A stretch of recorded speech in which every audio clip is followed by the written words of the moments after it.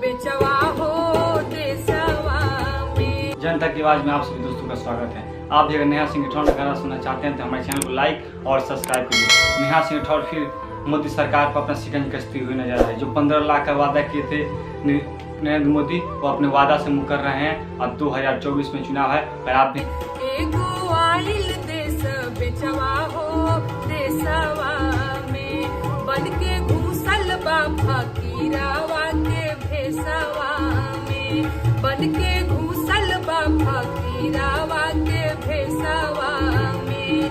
एगो आइल देश बेचवा हो देशवा में। रेलवे बेचेला, LIC बेचेला, भेल सेल गेल संग कर देला खेला।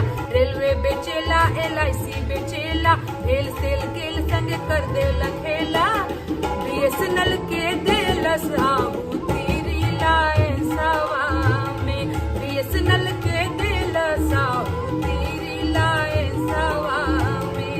एगो आइल देश बेचवा हो देशवा में, बन के घुसल बा फकीरावा के भेसवा में।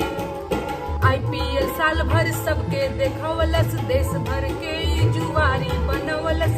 IPL साल भर सबके देखवलस, देश भर के ई जुआरी बनवलस। कि बेरोजगारन के भरमवलस,